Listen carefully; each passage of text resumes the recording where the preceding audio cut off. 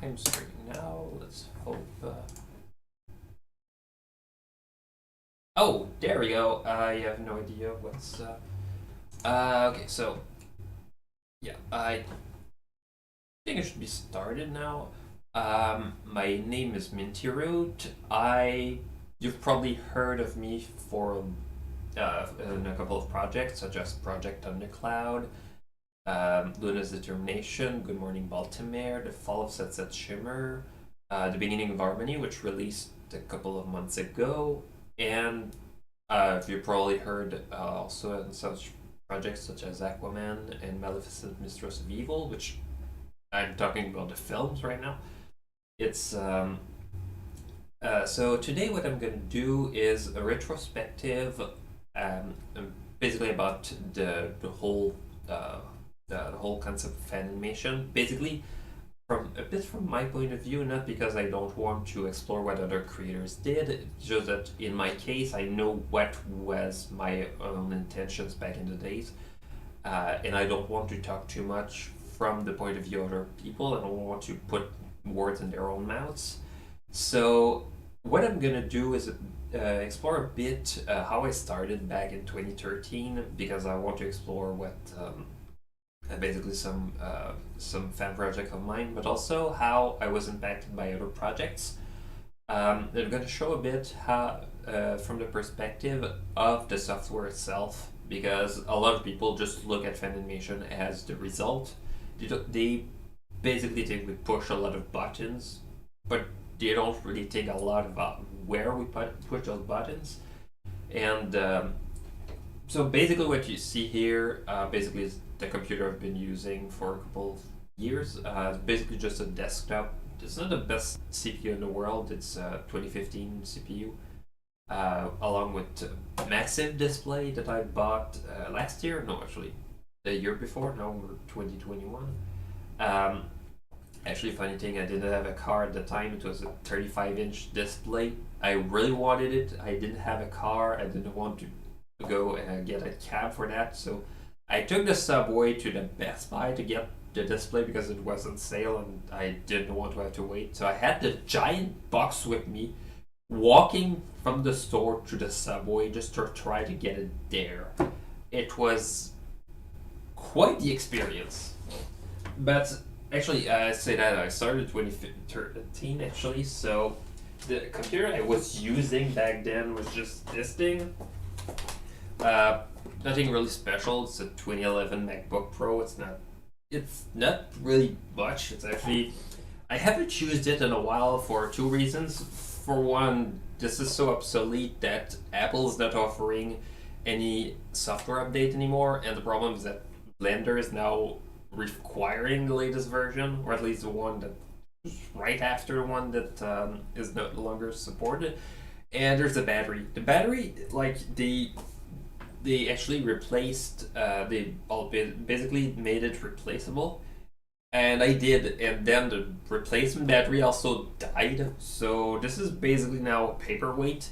It's not a end of the world either. It's like a paperweight that is like 10 years old. If I bought it last year and now it was a paperweight, I would be kind of mad.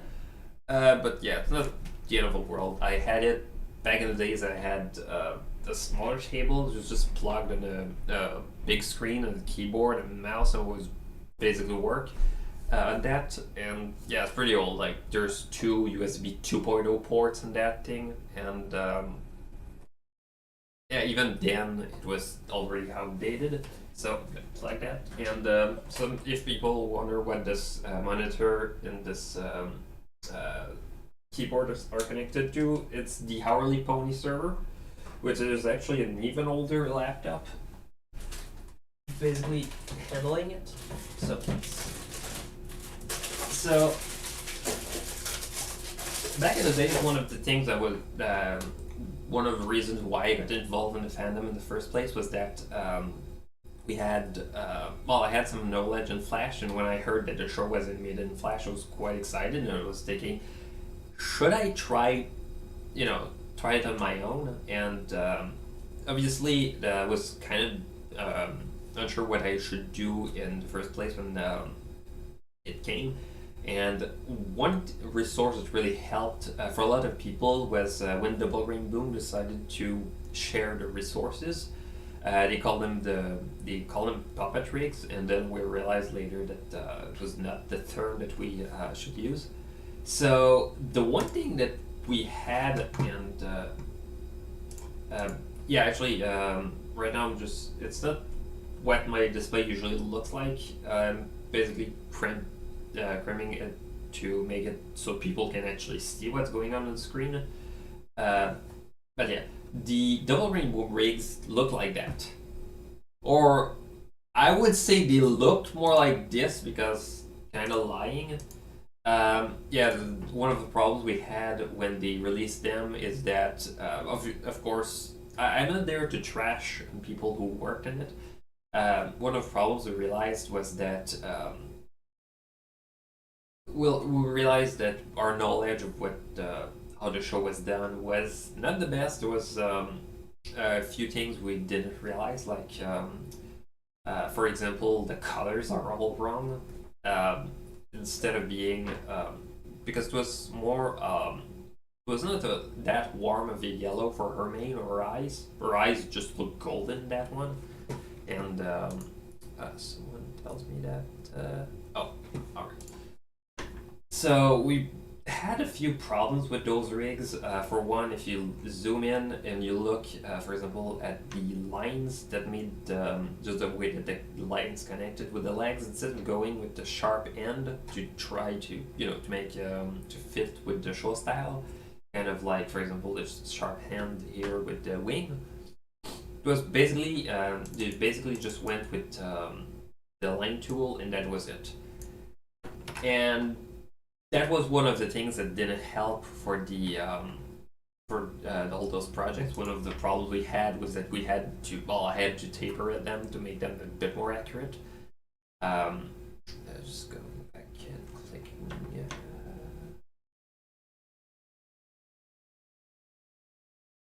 Sorry, I was just clicking one thing and I lost the stream for the stage.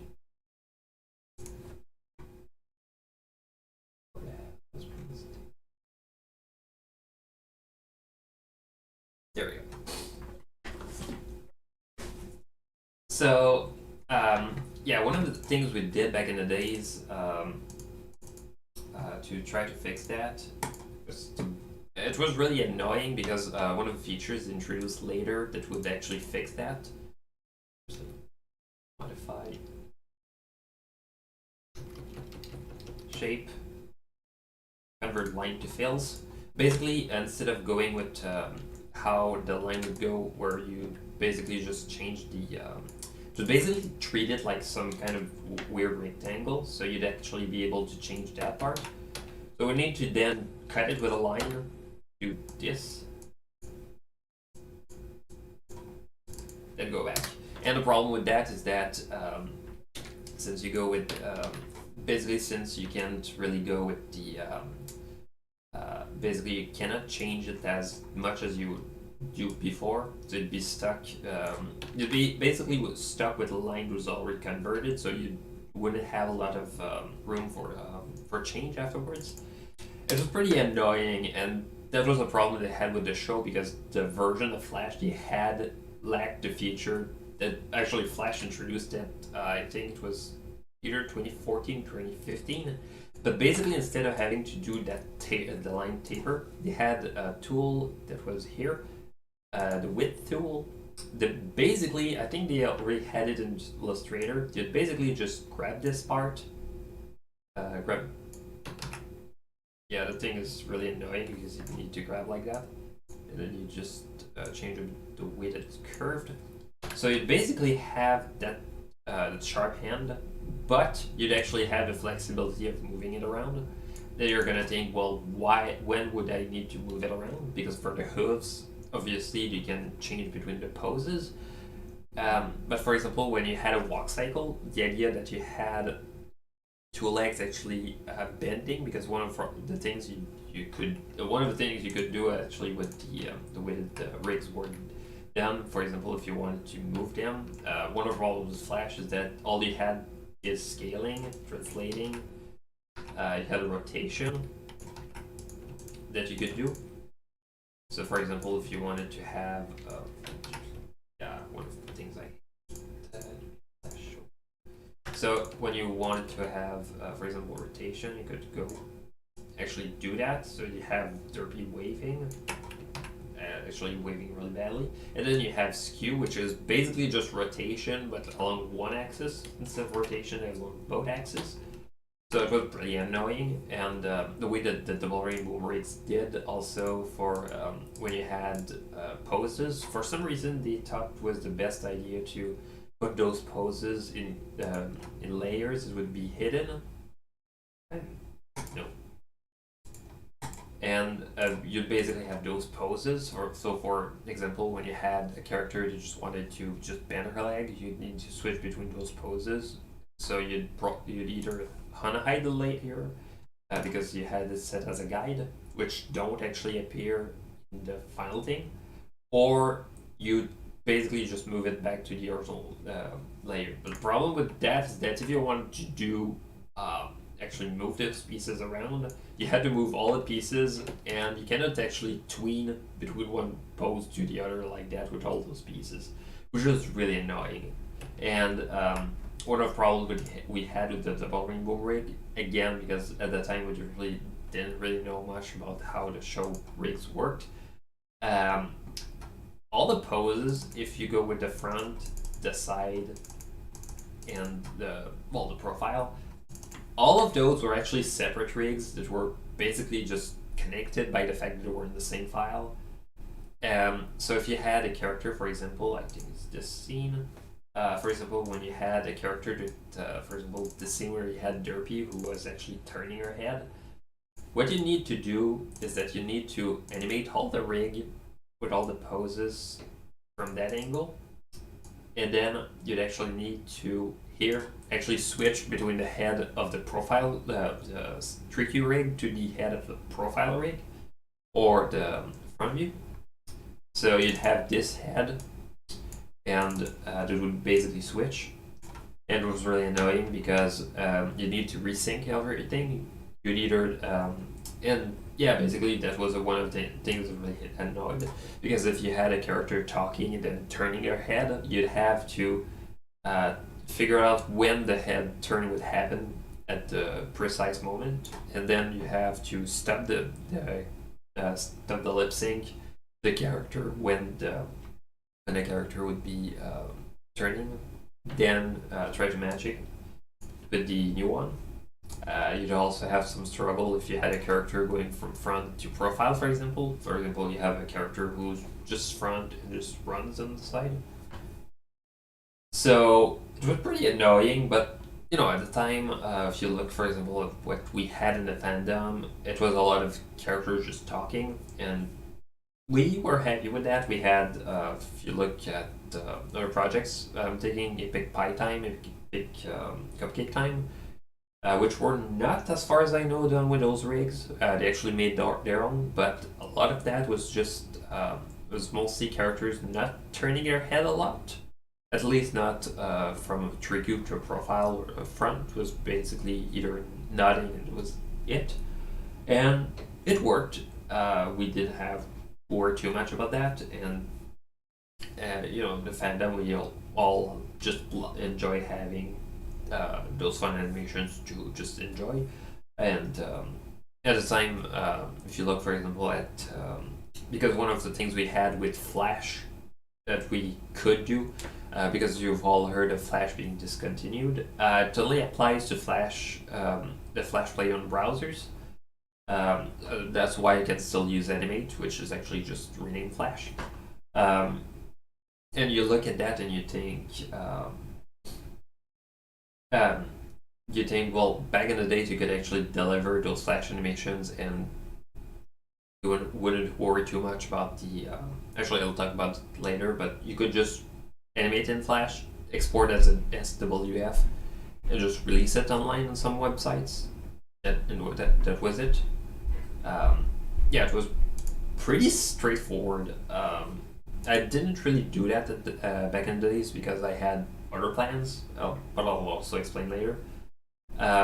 But yeah, one problem you've seen with those rigs, for example, one that I fixed was the colors that really felt more like, if you compare to that, kind of feel like burnt, like it really felt weird. And I checked it, I compared with what they had in the basically what they had in Double Rainbow with the Sim Derpy, and as it turned out, the colors were fine. So you just look at that and you think, oh, they probably realized their mistake later on. There was also one problem that we realized with the eyes. The eye shine just looked weird. So as it turned out, I think they just realized they just did the wrong scale. But the thing is that they did the wrong scale, and then they baked the scale on it. They basically put that all in the layers. So, and for some reason, the all the topology of that is just weird. Just those 2 points like that. It was pretty annoying, but you know, back in the days, we didn't know any better, and we were fine with that. So, but one of the problems we realized also is that there's a front, there's a 3Q, there's profile. That's it. What do you do? Like, what are you gonna do? And one of the solutions we had was to create new rigs for the back and the back 3Q. Also when I said 3Q is for 3/4, the idea of the head that is not quite profile, not front, but just between the two. That's what they call 3Q. But yeah, and back 3Q is like that, but facing backward. So we had that, which was basically just rigs. Back in the days, I didn't know any better, so I did that like that. And we realized later how much of a problem it could be. Because, for example, with Final Seed project on the cloud, one of the problems we had, one problem I had was that Derpy was turning, and you can see all the stepping, all the frames that I did, and it was really annoying because it was basically switching from one rig to the other, just try to get that, just to get that rotation, and it was basically tedious because you had to go inside the rig and outside the rig just to try to make it fit, and it sort of works with the just the way that Derpy just opens her wings and the fact that everything else spins at the same time. So it, back in the days it worked fine. Also, one detail that's pretty interesting is how I did the pillar instead of going with 3D model. It was basically just a few masks. Basically, kind of like how they did in the Return of Harmony. You had a shot where you had the stained glass, and the stained glass had some kind of 3D rotation. You had the pillars in the back, and the pillars were basically just masks with texture that was rotating and translating. It was pretty much it. So you just had the translation, and just worked. So, but afterwards we realized that those rigs had some issues. Some under the hood, some that were layering. So what really helped is that we actually figured out how the show rigs worked, and we did our own interpretation of that. Basically, one of the ways we actually fixed that was actually pretty straightforward. Instead of having each rig for each angle, so what we had was that the whole 360 of that was actually within the rig, and the head itself also had its own 360. And actually, it's kind of funny because you've probably seen it was actually it was kind of funny because there was that animation error with screen. There was that animation error where you see Syrian Bodesh head basically just rotate weird like that, and some people were kind of confused, and actually it just turned out that the way that the head just works, if you get it out of sync, it just starts. Let's go with the front. Yeah, basically the thing with the head is that the head actually rotates along its own timeline, and basically the idea is that both are supposed to be synced at all time anyway. But the thing is that the head is going to rotate along its own axis, and I think the way that the show rig does that is actually according to the axis of the puppet instead of the whole pony instead of being the axis of the head. So it actually rotates even more to actually. So basically, that was the one done by Tired Brony. That was the one that introduced me to that whole idea of doing the rigs, and I wanted to do my own as well. So, and at the time we realized we have rigs for mares and that's it. So, what are we gonna do? Are we just gonna use the old double rainbow rigs for everything that's not a mare? And we realized, one thing I realized was if it could do that, could I? So I started. One of the things pretty helpful was just to go with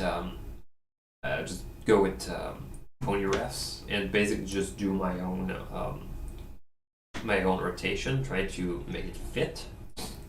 So just getting some screen caps where the head would be, where the body parts would be, and basically getting that head rotation done. And basically what I did afterwards was to just go with the. I actually did a whole time lapse of all the entire process. The idea of just vectoring all the pieces, but in a way that would actually make them fit together. Because one of the problems we also had with the ballroom boom is that it's kind of subtle. It actually appears more in the Philly rigs, but the mane and the body, there are actually two separate line thicknesses. You see the mane is a bit thinner in terms of line thickness. It's really subtle. Actually, if I zoom in, you can actually see it more. And it was even more pronounced in Philly rigs. It was really annoying. And so basically what I did was to build a whole 360 rig with that, which later supplemented with the horn, and to basically try to get it to just look right and to rotate fine. There was also actually one of the things which really helped because the head rotation, since it's its own, you can actually recycle some pieces. Actually, you can see it more. Because one of the other problems was redundancy. There was a lot of pieces that were actually the same. Actually annoying, but for some reason this piece for the back leg is not the same. Not the back leg. The front right leg isn't the same as front left leg for no reason at all. So we were really confused with that. It doesn't really impact much in terms of memory usage because pretty light, but it actually impacts when you have to recolor stuff, when you have to do changes. So we actually fixed that with the rig. There was also all the poses for the wings. We realized that the front, the wing flaps are actually the same from a lot of angles. So just having the wing flaps be reused everywhere really helped. Also, yeah, I still had the wing flaps for the Dinky rig because I realized if I'm gonna improve the rig and make a generic version afterwards, I should keep the wings, which I did, which really helped. So that really helped. But yeah, a lot of that was just figuring out Flash, figuring out how to show the things. It really helped just to get a good idea, just to get to make our own rigs. We worked on a project like Dinky's Destiny, where we also did one for Luna, which was basically the same idea with what we had as references, and was quite proud of that because one of the problems we had was at Nightmare Moon back in the days. We had a few seconds where she appeared. Well, she actually appeared for a few minutes when for the pilot, and a lot of the references we had just looked weird. When she returned in season 4, the whole battle was about a minute, and if you look at her screen time, it's pretty limited. So I guess I could.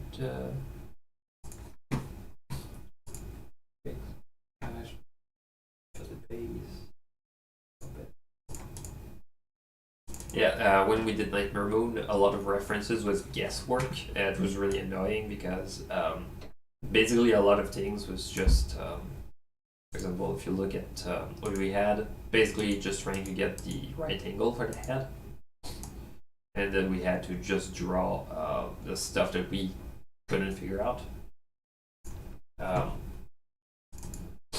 Then what we did was to vector all of that, and just to get the Nightmare Moon rig, and then we realized later that we had also had the need for the main, which was also its own cycle.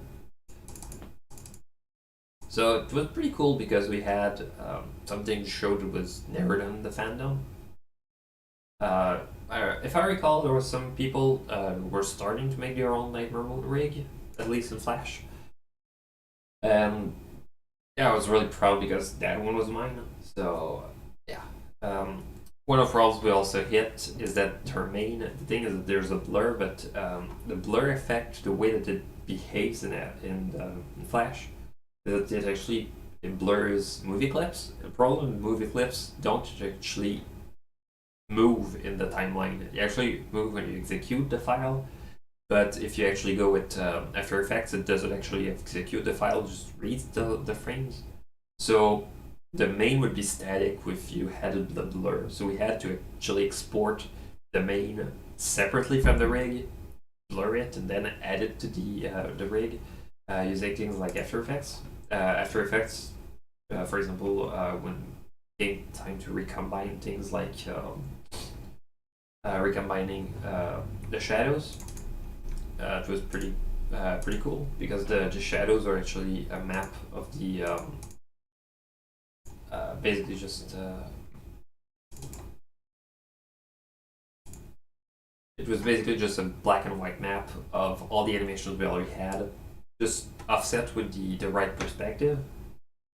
So yeah. I've been talking a lot about Flash.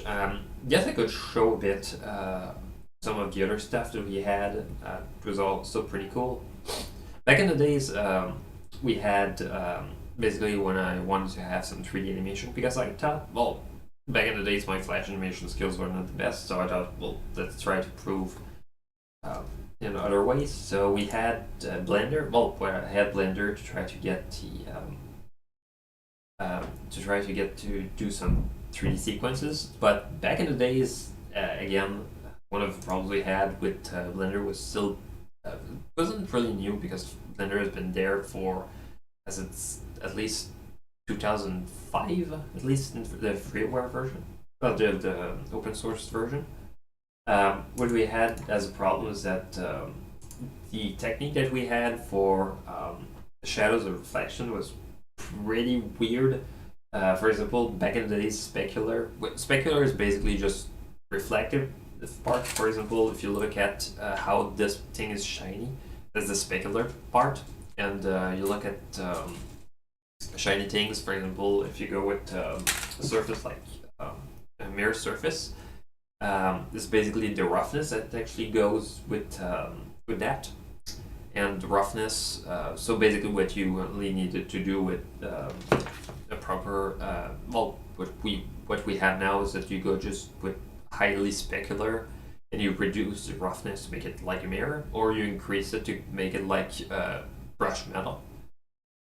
But back in the days, what we had was that specular was completely separate things from reflection. So you had reflectivity, you had the gloss, which is basically just roughness, but reversed. So one was completely mirror-like, and we had zero was completely rough. And back in the days, they did that because computing power was just the techniques that they had also to compute things was just not the best. So they had to reduce the the complexity a lot. So you had the samples, you had the depth, you had the reflectivity, you had the specular. Those was already there. And just to give you a good idea of how slow this is, because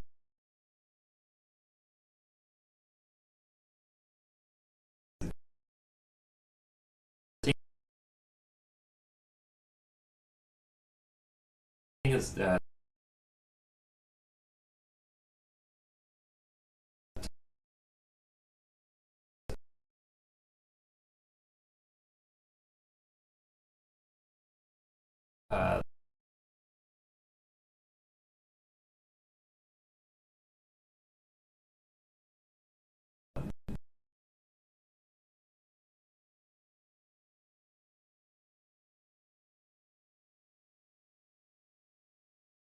that whole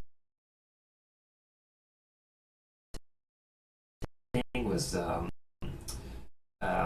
ray tracing, and you think a lot about it. For example, nowadays with ray trace video games, where they have higher quality shadow and higher quality reflections. It's not new. They've been used. All they've been showing how it could be the 80s.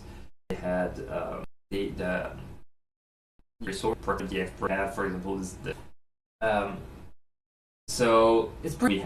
I meant to give you a good idea. It's 10 minutes modern. So just a laptop back. Part is that the way it actually did the ray tracing was pretty bad. Bad back in the days. Did for global illumination, it was not even turned on by default. And yeah, nowadays rendering is a lot of things can be done in the GPU. There's a lot of people still using CPU because it's not still not perfect. But one of the limitations we also had was that there were hooves, and that shot was just her on the texture. You actually had to enable transparent shadows to actually get instead of the card, you actually had the shape of the hooves. And yeah, what I had to do was to actually angle it so you wouldn't see her in the light, which is kind of weird because she's still in the light. No, in that yeah, that's pretty weird. The hourglass, the glass did actually let lights go through, only the way that you have. Oh, you have problems. Oh no, actually, I don't have any drop frames. So, but yeah, the whole thing, the whole technique we had with Blender was still pretty slow. It was pretty annoying. Then we realized we had things like well, better in VFX school afterwards to try other rendering engines. It was pretty slow, so we had to find techniques to slow down to basically to reduce the usage. One of the techniques, for example, was that, for example, those the hexagons on top where you saw the cutie marks didn't do any reflections. You had I had to reduce samples in some of the objects to try to reduce the rendering times. Yeah, it was pretty bad. It was slow, but it worked. So I stuck with that for a long time. We had Dinky's Destiny, where I tried to reduce usage of that as much as possible. So we had some 3D effects that actually did all in Flash. Actually, let me actually open up one of the shots I did. Less technologies, more art. Shot 13. No, not 13.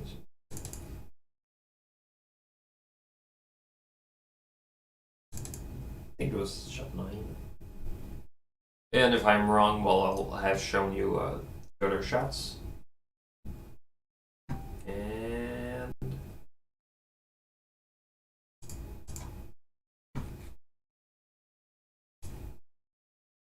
bingo, there we go. So one of the things we did is that instead of going with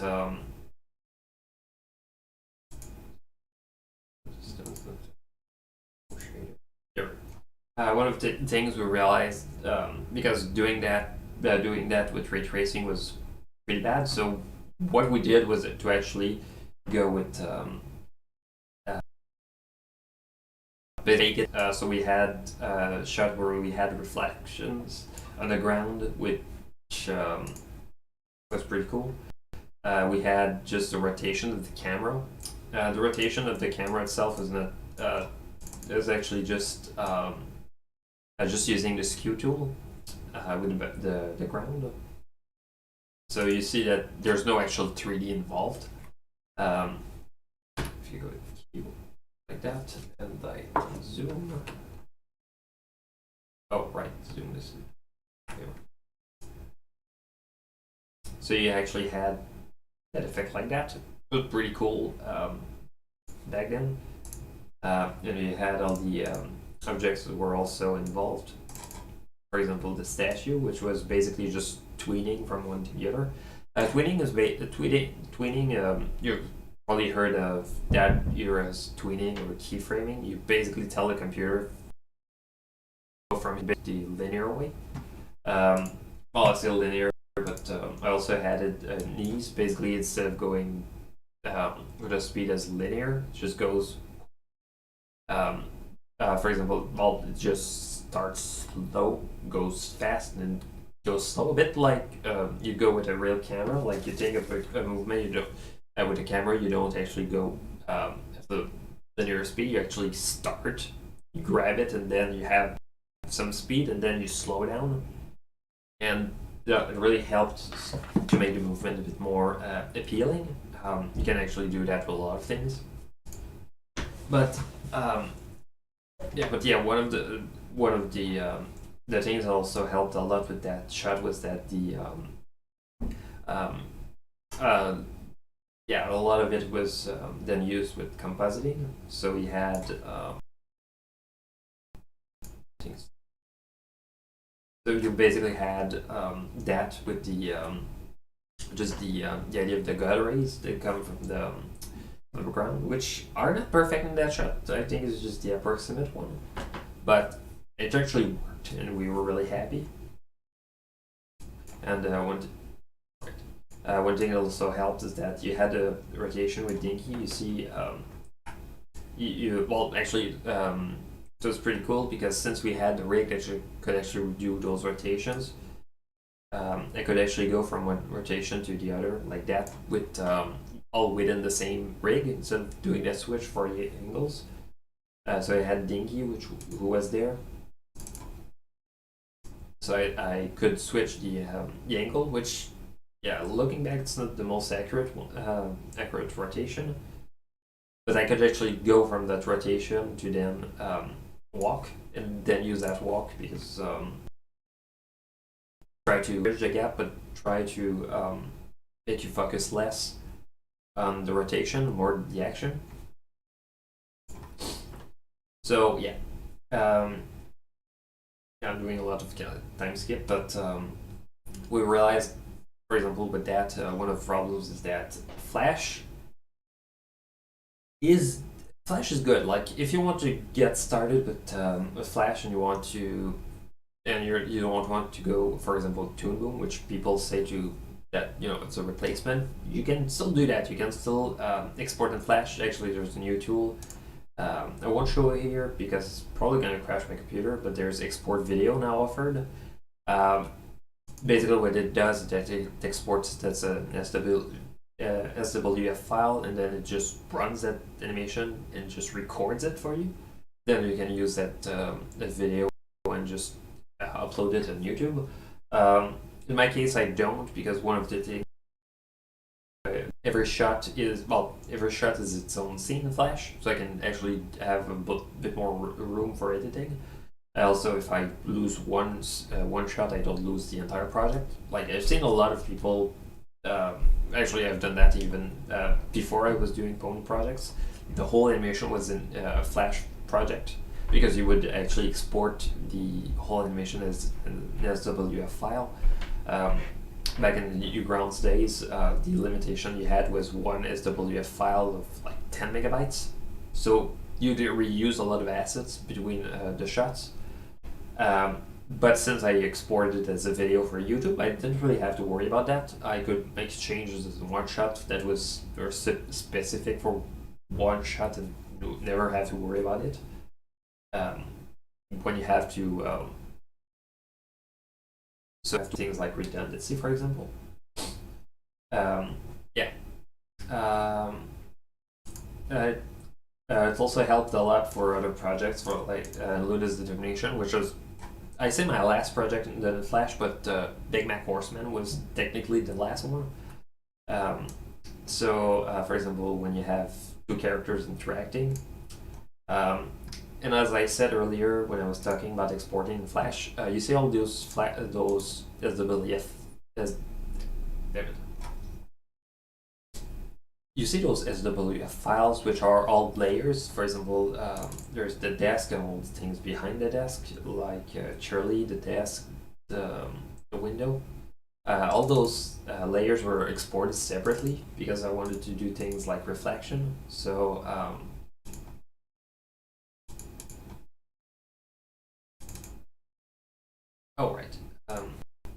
so for example, I could have had some blur here to the just the galleries that not have here. It didn't really do that, but I could have some depth of field, which because one of the things we realized with After Effects, because the show actually uses After Effects for a lot of things. I guess I could show you a demonstration here. But if you had an object, because for example, they didn't really do that in season 1 or The Return of Harmony, which was actually done as part of season 1. But when you had a pony who was holding things with her horn, one of the things it did originally was just having sparkles and a bit of glow around, was it? But the glow itself was not consistent with what the horn itself was, with some waves. So one of the things we realized was I'm going to do it quickly because I don't want to go overboard. So you could have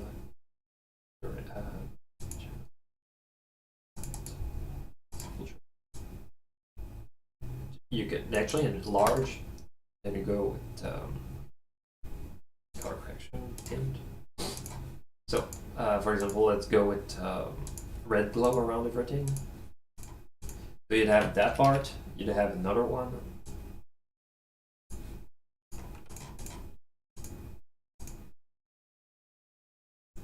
Like this. Actually, I think this one was.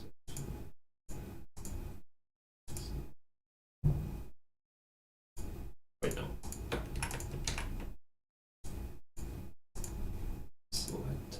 Alright, so you have the glow around the character like that.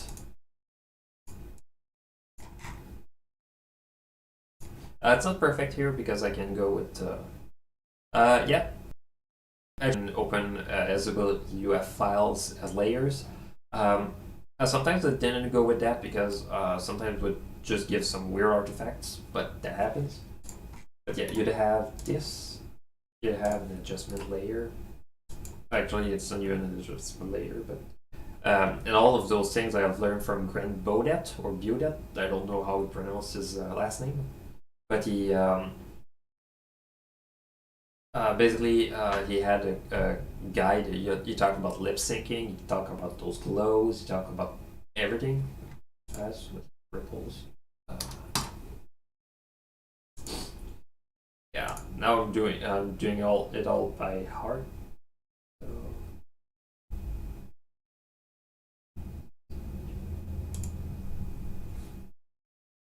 Actually, I'm gonna go with turbulent displace. It's not the actual one that they use, but you can actually go with that. Then you can go with the evolution, try to make it rotate like that. It's not the one that they actually use. I think no, there's no way for. I just forgot what's the name of the whole thing. Then you go with that, and you basically just go. You put that. Again, you had some kind of cheap glow effect. Instead of having to do it frame by frame.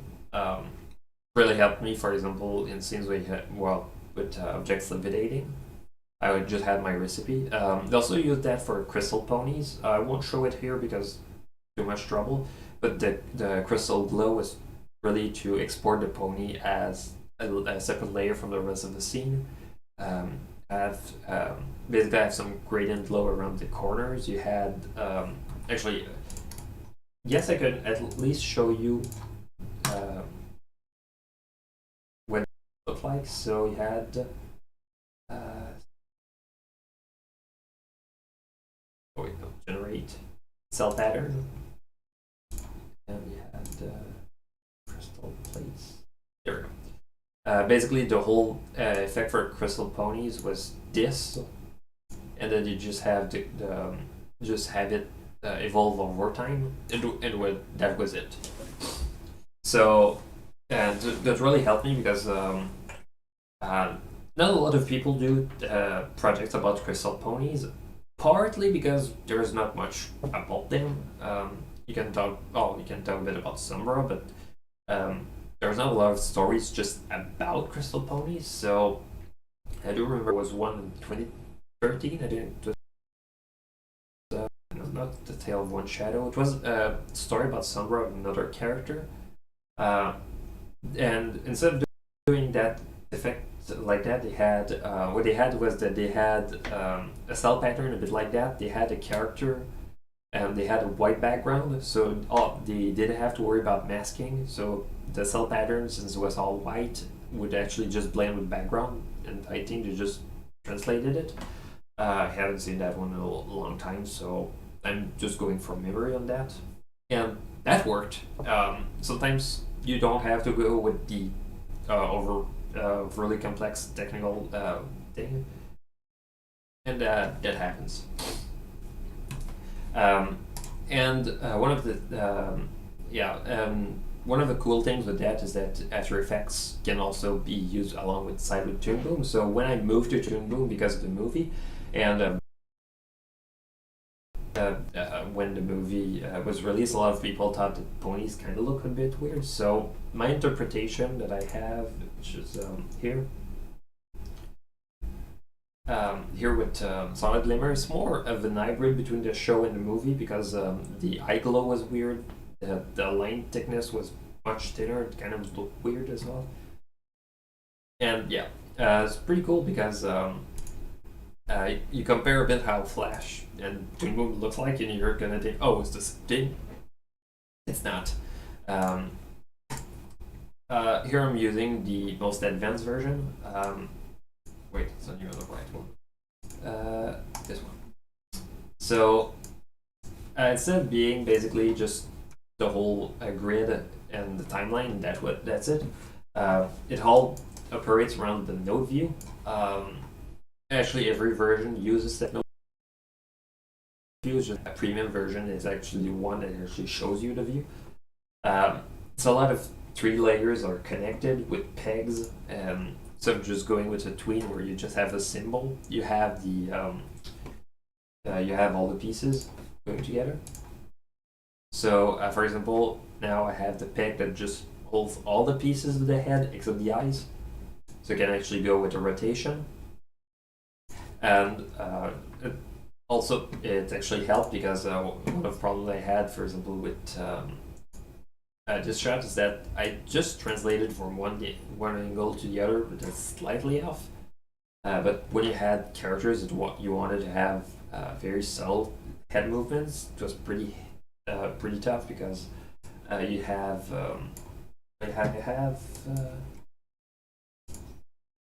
yeah, actually I guess I could show you. Let's see, I think that was 31. 30. Yeah, shot 30. One of the problems I had was in Luna's determination. You had a shot where the camera was rotating around Luna, and the shot was almost not in the project because I realized at some point that I had a recycled animation from a project that didn't happen where the camera was rotating, and it was pretty tough because I had to limit the head movement a lot because and I've shown it a couple of times, but the whole rig is actually a lot of pieces that are basically tweened. For example, you have the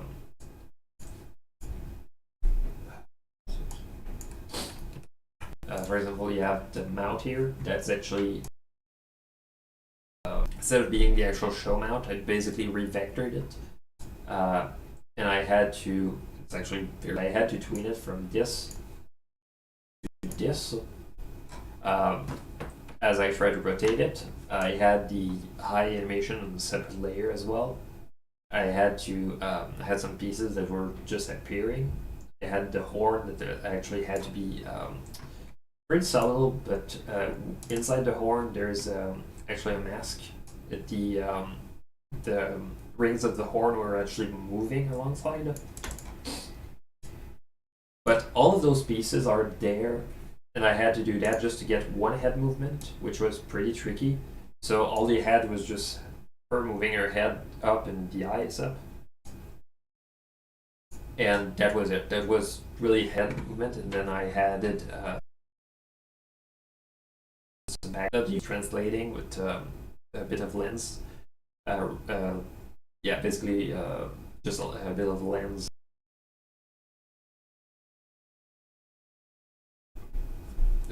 Distort, just try to make it a bit more angled, and that was it. So when I moved to Toon Boom, one of the things that was pretty cool was that Toon Boom is actually 3D. There's it's just basically a lot of layers that are connected together, and you can have, for example, an ortho-lock to make the layer always face forward, no matter what. It's not perfect, but it actually works pretty well. I had some things, for example, the mount itself. Since I wanted the muzzle to actually follow the perspective, it's actually pretty cheap technique that I had. That one was not introduced until the beginning of Harmony. The follow sets that Shimmer actually switched the muzzles. Center on selection. So basically, it's the muzzle piece that is basically on seven. There is this one that's supposed to be in front of the piece, but actually layered behind. So you'd actually have some more control over that. And it actually follows the it basically follows the rotation. So when she rotates her head, you can basically go with it basically just goes against it, and you get the actual angle. You have the mount itself that is layered to be a bit behind, kind of like the mount is supposed to be a bit behind the nose. Very subtle, but it kind of helps. You have the mount itself as a deformer, because I realized while doing lip syncing that sometimes you go with because one of the problems with the way that Flash does lip syncing. Yeah, open up the mount itself.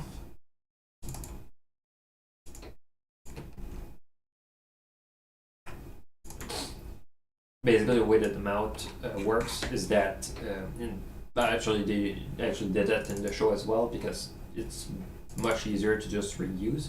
But all the mounts are just frames that you switch between one and the other. So you have mounts for different phonemes. You have the mounts for happy, for sad, or just when Modpie is talking. You have some extra happies. You have some customized ones. And that was basically what we had to deal with. And when it came time to go with Toon Boom, one of the cool things was that everything, or almost everything, would be set on the deformer. So let's rotate the head. Let's switch the mount to. It's not perfect yet, but because I still have to switch between the mounts from the angles. Image switch. Can go to 2. Oh right, I'm stupid. The mount is set for the other angle.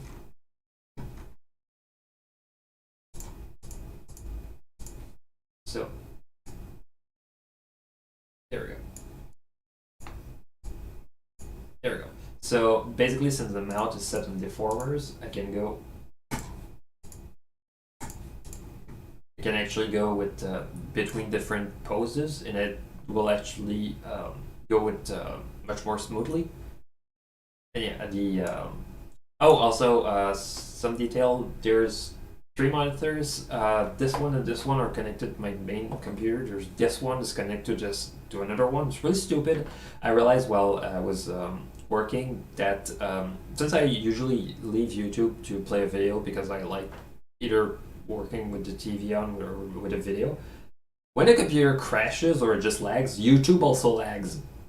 It was really annoying because since it was lagging, it was just really annoying.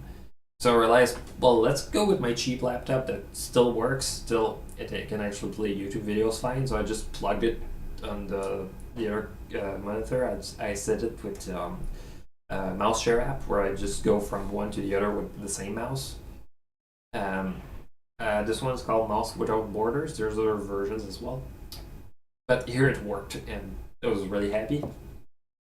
And I could also set it for renders because sometimes renders take a lot of time, especially when I showed the render that took 2 minutes just for one.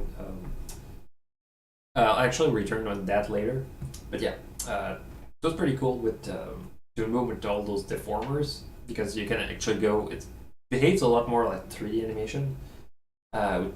Pieces, I can actually go with different emotions, and this mouse is closer to how the mouse look like in the movie. I also added my own twist because I didn't want it to look too weird with something that was a bit shaded more like the show. But yeah, all the pieces, for example, I can just take those pieces like this, just close them out, and that's it. So if I have some more complex mount expressions, for example, let's go with sorry, being sad. Can go with that. Pretty straightforward. So yeah. Actually, I'm gonna show a bit. Oh shoot. It was pretty cool with the False Sunset Shimmer because there was one shot I wanted to pull for a long time. Kind of inspired by a shot from Lullaby, although I wanted my own twist. But what I wanted was to have Princess Celestia sitting on the balcony, and basically it's just a camera rotating around her. So what I did, and back then it was pretty tricky. What I did was that I did a very basic model for the high tower, and basically just matched the animation of the character in Toon Boom. It was pretty cool since I could do the head rotation.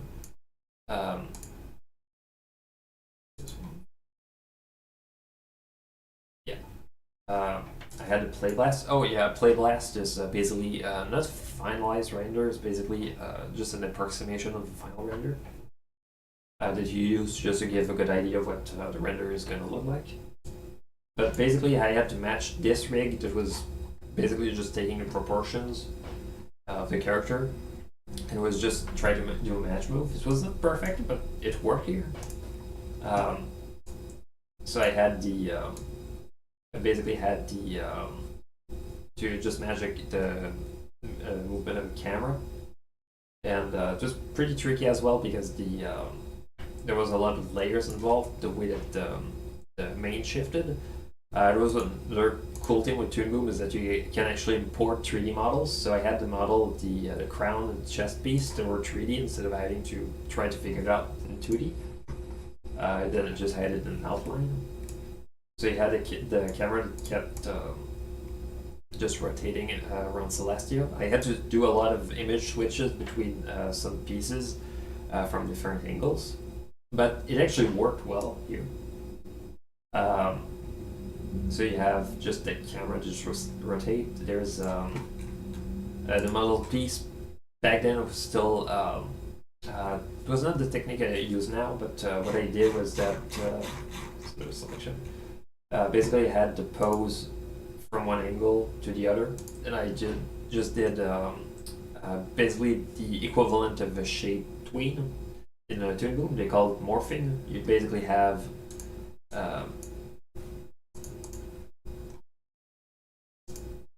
you basically have this piece here that just goes from this shape to this shape. So when you go with so when you go between the two, it goes pretty smoothly. It's not perfect, but it works well. But basically just going from those layers in 3D space. One of the problems I realized when doing that is that the camera movement leads the scene, not Celestia. And I realized, well, I can only have 3D models for the I can only have 3D models for the crown, the chest piece. Why not import a 3D model for the environment? It was not perfect as an approach either, but basically what I figured out was that I could bake the lighting using Arnold. I could basically just bake all the shadows, the lighting on the model itself, and actually rotate the scene in 3D space within Toon Boom. So Celestia would lead the shot, that basically just lead how the eyes would move in the scene. And yeah, just to give you a good idea, it's not perfect because it's still the 2D character in the 3D environment, but from the angle of view to actually work well, and yeah, you can actually see that it's the whole thing that can rotate. There's behind is not 3D model, obviously, it's just a picture of your 3D model. I realized that the distance, the perspective would be minimal, so I could just do a pretty good matte painting and just match it, and it worked well, so I was pretty happy with that. And there's another scene that I can actually show. That one is Uni. Because I realized, well, let's go with shot is pretty ambitious. And one of the things I wanted to have was Celeste running on the 3D environment.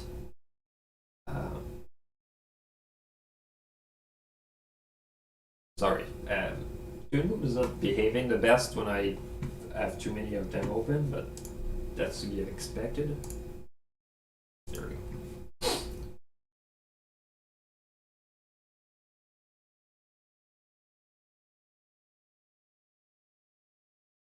Yeah, actually it's pretty good with Toon Boom already nowadays because Toon Boom has but what I had before, one of the problems that would take about 15 seconds to just jump back into Toon Boom from another application, not even starting it. I think it was due to my hard drive. I had to do a whole complete system reinstall of my computer to afterwards.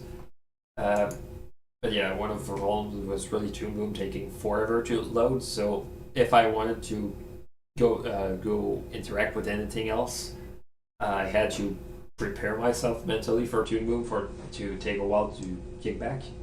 But yeah, basically, one of the pretty cool things was that I could actually have the camera rotating around Celestia like that, and just as I did earlier, I can actually have the whole 3D set. It's not perfect since all the shadows are baked.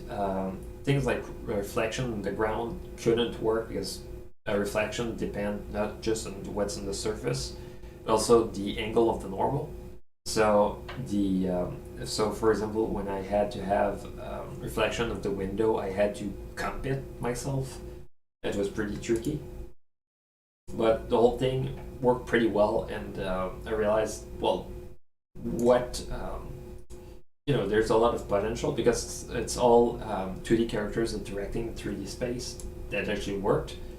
You have Celestia here. You have the unicorn caretaker that's next to her that should walk in the scene behind her, and I thought it was pretty cool. So I was thinking, where can we push that technology? We had one of the cool things is that that renderer can actually be used to call for Maya to render a scene. So I did some tests with where you had the character interacting with the whole 3D environment with reflections within Maya, and it was pretty cool until we realized that it needs to call for every frame, and calling takes about 30 seconds per frame, just calling. So you had to have that plus a rendering time. So we had to figure out another way to do that And one of the cool things we did, yeah, I didn't prepare that one because I didn't think I would show that, but it's actually pretty cool.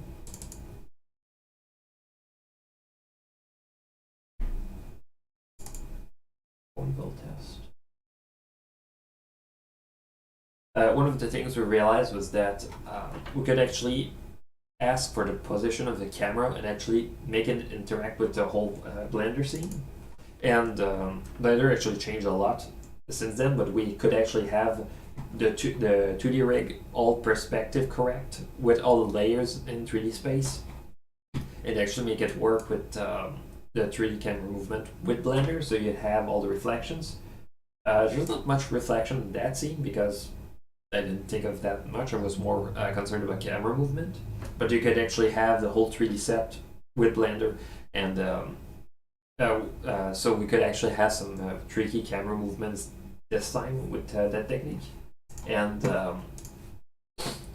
it was pretty cool because I realized with Blender, Blender changed a lot. They introduced a new rendering engine. I remember probably how it took 2 minutes just to get a single frame. With Blender, let me get a good camera angle. Blender introduced a rendering engine that's called Eevee. Basically, it behaves a bit like the rendering engine of a video game. It uses shadow maps and it uses screen space reflection, which is not perfect, but it's much faster, so you can actually iterate much faster. You can look at what it looks like in the final much faster, and doing that helps you figure out things much faster. So just let's start. I don't even know if it's going to recompute shaders this time. You still need a beefy graphics card. I have an RX 570, which like it's $200. So it's nothing if compared to what Nvidia is doing with the RTX cards, but it actually has enough VRAM for that. But just let's go with that. Let's show how quick it renders. If it doesn't crash, hopefully.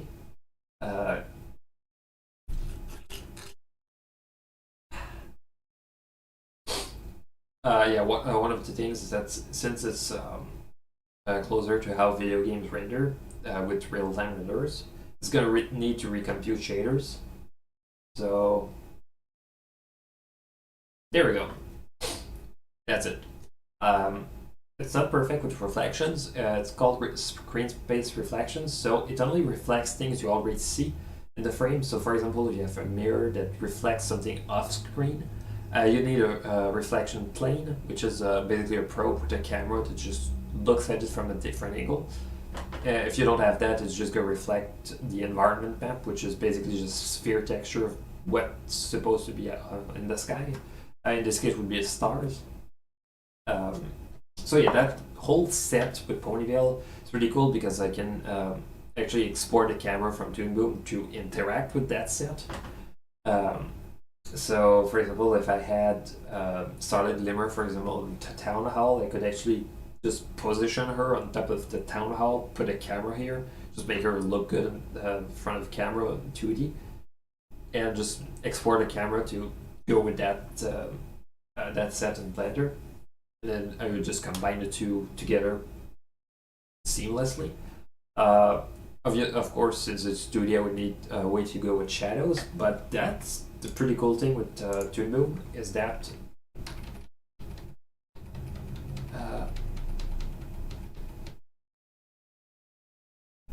there we go.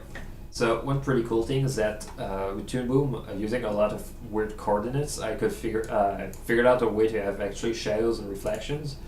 It's not actually reflecting anything; it's just the way that it basically just scales the rig. So if you look, for example, at ground shadows, there's a shadow angle, which I can actually impact here. Wait, can I? Oh, right. That value. I can change the skew to go more from an angle to the other, like this. There's also the scale. I can actually make it, instead of being a shadow behind, well, for a light source from behind, I can actually go from the front. It's not perfect. You can see a bit how it breaks because it's not perfect. you can also animate it, which is, for example, if you have a light source that changes, or you have, I don't know, character that moves in a way that the shadow needs to somehow move. Yeah, that can also be done. It's pretty cool. There's also reflection, and it's all behaves with the confines of the perspective of the scene. So you can actually have the reflection behaves as well. It's not very helpful here because besides one scene on the balcony and another scene with the hall, there's not a lot of reflections. But the fact that I have that here and it's pretty easy to compute, it's pretty nice. Here I'm not too concerned about the animation of the reflection that much because it just goes with it. For example, let's go with seriously, keep missing it. That's alright. So if I rotate Starlight's head, the head reflection actually behaves in a way that might break a bit, but in this case, since it's not perfectly reflective, I can actually blur a bit and cover up a bit of detail, or in this case, the head is off screen, so you don't really have to worry about it. Actually, that's a pretty important thing. Kind of like how everything is cleaned up here for what the webcam sees, and it's a mess everywhere. You can make a mess outside of the screen in the animation. Like if I go back to the scene itself, it doesn't make any sense. Well, it actually kind of makes sense, but it's kind of a mess outside of the frame. You don't have to worry about how to animate outside of the frame. That's pretty much it. So just go with it and don't worry too much. Yeah. Yeah, there's a bit of spoiler for Starlight project. Actually, one thing I could show you that I've been working on that was pretty proud. Please don't crash, please don't crash. I was working that a bit during the holidays, a bit before the holidays, because I had to basically, since my laptop is not very good at handling a whole scene, I just take a piece of it to go at a time. So here's the model for the Golden Oak Library that I did.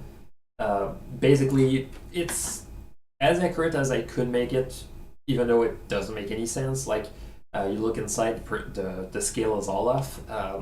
It's one of those things, like kind of like in Doctor Who, where it's like the TARDIS is supposed to be bigger on the inside, but like everywhere, like I can't really think of. I can think of a few cases where they played around with that, where the house is bigger on the inside.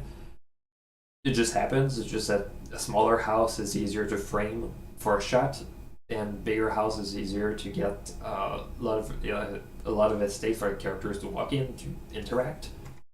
So yeah, so you have the model that I did. That was pretty cool. It's kind of funny because I had model for the Golden Oak Library, but also the model for the Castle of Friendship. Both should not exist at the same time. Like, it's kind of a paradox, but it's just me, the way that I set the scene. So let's render with the Golden Oak Library. That's pretty cool as well because there's a light source of the because there's a lamp that's outside. You don't really see it as a light source that much, but just the fact that you can actually have it as a light source is pretty cool in my opinion. And yeah, that's it's not perfect yet. I think for the needs for the project, I think should be fine. Personally, I'm more concerned about the ground itself because the ground is a lot of grass with a lot of tiny details. It actually shows a bit better with. If you look, for example, the town hall, you'll see a bit better. There's no actual depth here. You see here the mud, the dirt, the ground. You kind of feel like there's some height. It's all done with bump maps. Basically, it just tells the renderer to just pretend there's some difference in height by basically just cheating with the angles. It's pretty cool. So it kind of helped to create a bit more detail because the ground itself is giant. Couldn't just go with massive texture. It would just kill probably just kill the graphics card because the graphics card has 8 gigs of VRAM, which is pretty big. But once you go with you start to go with 4K textures, something with bit depth of more than 8. It's gonna just start piling up. So yeah, that's a lot of details to count. One of the things that's really helped, actually, it's been in Blender for a long time. It's instancing. Like this house here and this house here are the same, just positioned differently. Uh, Not only did it help me because I just had to model one of them, but it also helped with memory usage. So it's a lot of details. Just try to create a set that just look good. Um, there's the hospital. There's the quilt and sofas that I added because a lot of good landscapes would help it to make it more, to make it more lively, to make it feel like there's some other details like, for example, there's some logs outside of the houses because I just assume that a lot of them don't have electric heating, so they probably still have wood outside to just bring inside for just to well to be cut, for some crates or some barrels, uh, and really helps with to just make it feel like a big scene, and the fact that they can actually go with and if you look at the camera when I rotate, this really slow frame rate, and you're gonna think, well, it's pretty bad if you compare it with video game, and I can agree with that. But you also have to count into factor just the fact that that is still much faster than the render earlier that I showed with that just took it took 2 minutes just to get that, and let's say that it just looks bad nowadays for what I can do, and it's one of the showing that people improve over time. It's good to look back at old projects and to just reflect on what we did back in the days, what I can do now. This helps to go with it helps to get a good sense of perspective with that. It also helps with it also helps to think of what you could do next. Like I can see that there's stuff that I can still improve with that, and I'm happy to tell myself that over time I'll be able to improve it even more. So pretty nice. Uh, yeah, I think I still have 10 minutes, so I think we're gonna open with Q&A for questions because I had other stuff I wanted to show, but yeah, I think I want to show what people think would be more interesting first. So at least interesting to them. I mean.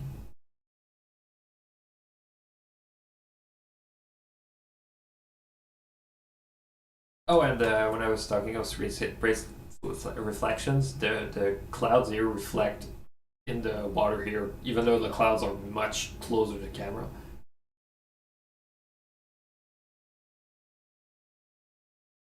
Uh,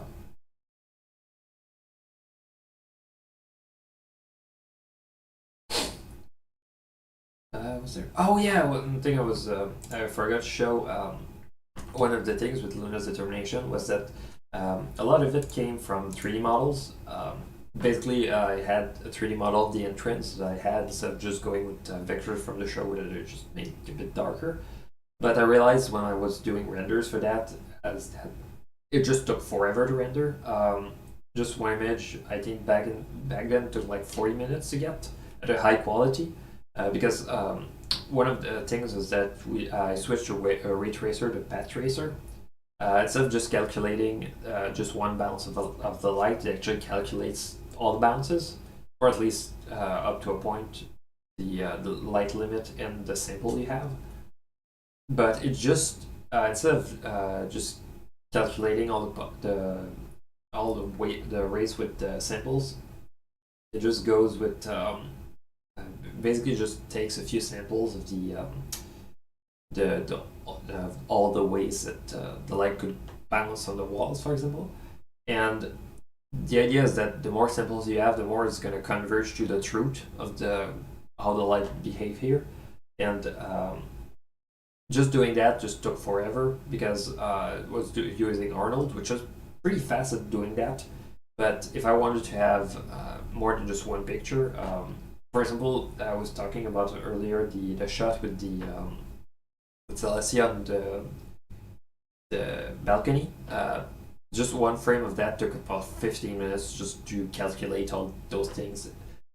And I had to actually get my boyfriend to actually do the render back then because my computer was just not capable enough.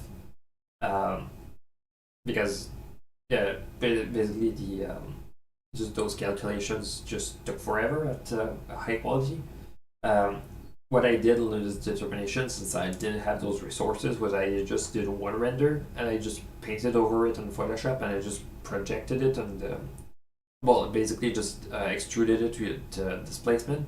Well, not displacement, but depth. So they actually have a bit of perspective. It was not perfect, like it was stretched in some places, but it worked. Um, Basically, the render looked kind of like this. And I thought, well, let's try to improve it. Let's try to get. I think I forgot. Is there the stars? Oh yeah, I think that one doesn't even have the stars. But yeah, basically just one. Just good matte painting from one angle. It kind of helped. Kind of shaped a bit how the project would look like because it was a lot of dollies in. The less single point perspective because I realized that the stretching would be minimized if I had that.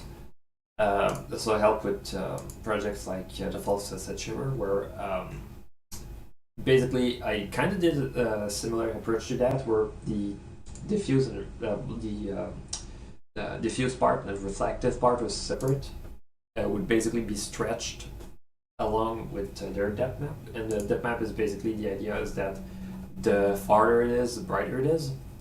And you basically had that, and you basically just told the computer stretch it more if it's brighter. So you have that, and the reflection part was basically its own depth as well. So that was and that one was basically just me making one up in Photoshop, and it worked well. So you have the bit of dollying stuff. And looking back, I could have just used a zoom in, but wouldn't have felt like as you wouldn't have felt the depth as much in the scene. At least when I say depth, I'm not talking about story depth. I'm talking about physical depth. So yeah.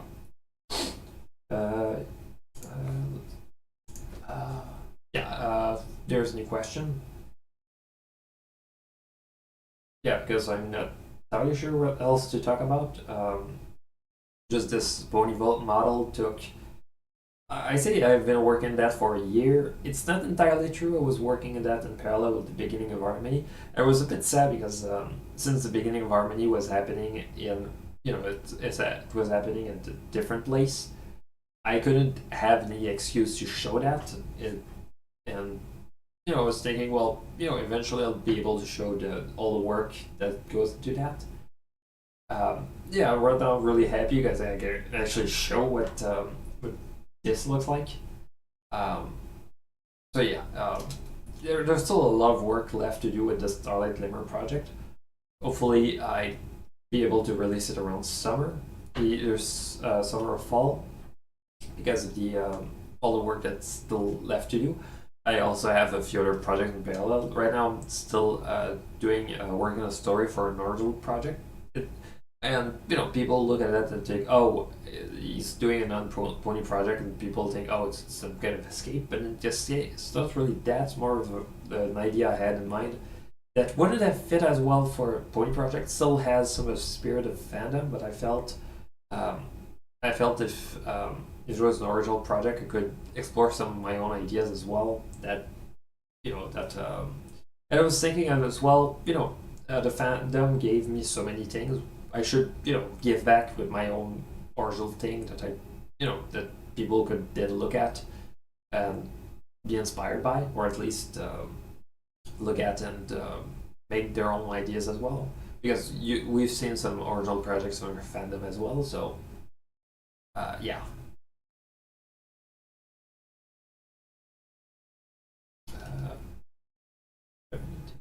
Oh, that part.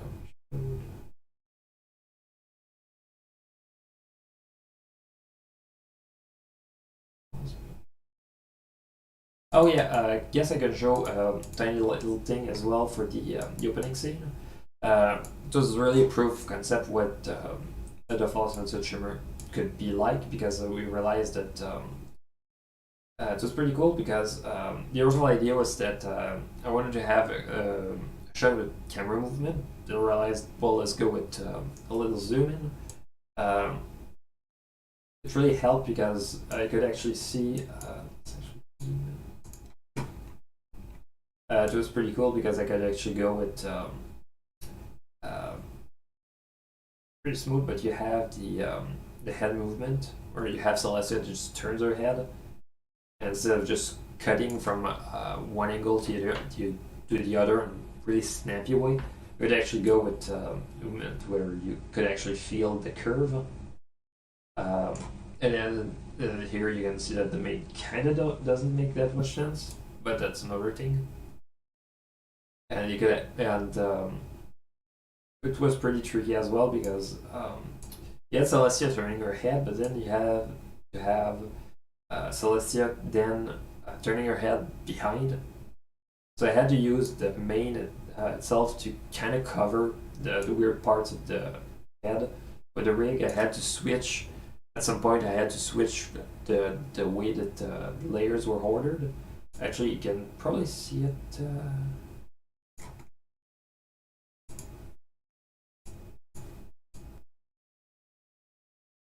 Here. You can see the horn, because the horn is a 2D piece and the crown is 3D piece. The horn had to be swept from one to the other using a set.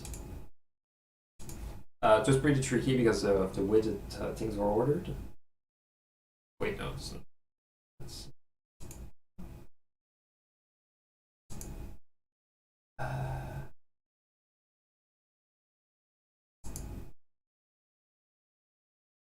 seriously, don't boom. You really doing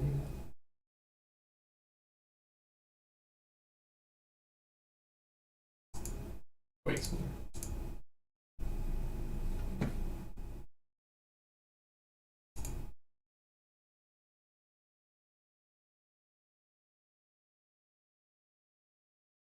Seriously?